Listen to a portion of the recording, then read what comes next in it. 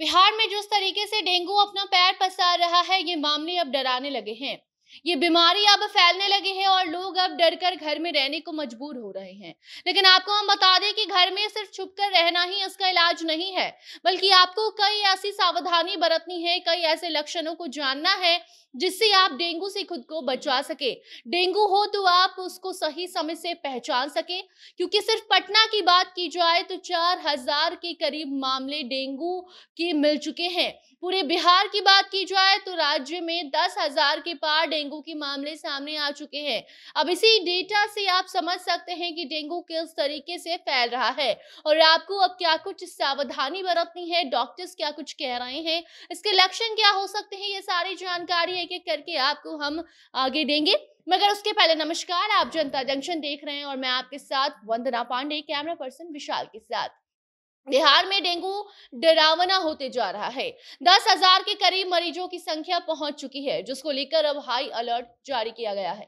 दिन ब दिन मामले बढ़ते जा रहे हैं और पटना की अगर बात की जाए तो 4000 के पार अब ये मामला पहुंच गया है। अभी तक राज्य भर में 10,000 मामले सामने आ चुके हैं। एक बच्चे की जिंदगी खत्म हो चुकी है, जिससे कि अब डेंगू को लेकर हाहाकार मचा हुआ है। जी हाँ, पटना के सभी मोहल्ले में डेंगू का तेजी से फैलना अब लोगों को डराने लगा है।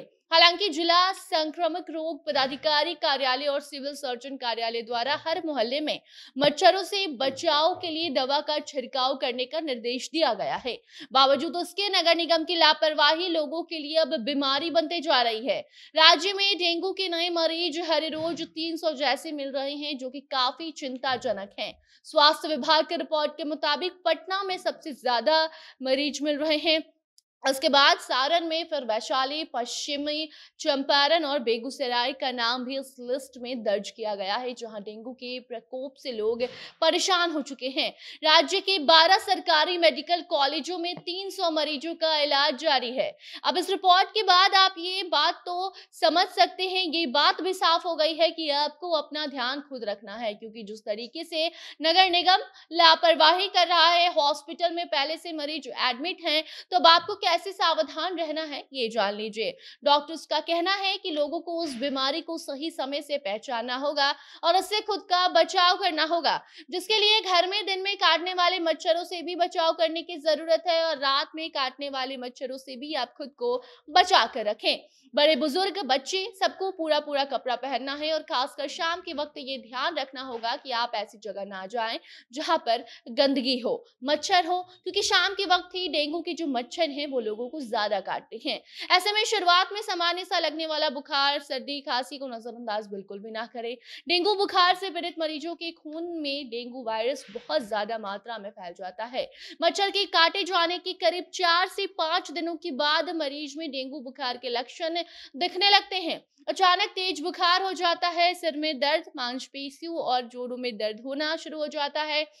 इतना ही नहीं बल्कि आंखों में दर्द होना, बहुत ज्यादा कमजोरी लगना, भूख ना लगना और मुंह का स्वाद खराब हो जाना, गले में हल्का सा दर्द होना, गर्दन और छाती पर लाल रंग के रैशेस भी उसके लक्षण हो सकते हैं। तो इसे आप सही समय से पहचानिए और फिर इसका इलाज करवाइए। डॉक्टर से सलाह लेकर आप घर पर भी इलाज कर सकते हैं और अस्पताल में जाकर भी अपना इलाज करवा सकते हैं। बाकी जिस तरीके से मामले बढ़ रहे हैं, ऐसे में आपको सावधानी बरतने की जरूरत है। देरी या गलत इलाज से जानलेवा ये बीमारी साबित हो सकती है। उस बात को आप समझिए और सही वक्त पर सही इलाज करके बीमारी को बढ़ने से रोक दीजिए। जिस जगह पर भी रहें आप उसे साफ सुथरा रखिए, गंदे पानी से दूर रहिए, जहां भी ज्यादा पानी हो वहां मत जाइए। बाकी अब इन्हीं कुछ टिप्स के साथ आप अपना ख्याल रखिए। अगर कोई नई जानकारी इससे जुड़ी आती है तो आपको हम जरूर बताएंगे। तब तक आप खबर को आगे बढ़ाइए ताकि बाकी लोग भी समझ सके कि बिहार में अभी एक छोटा सा दिखने वाला मच्छर भी कितना ज्यादा खतरनाक साबित हो रहा है।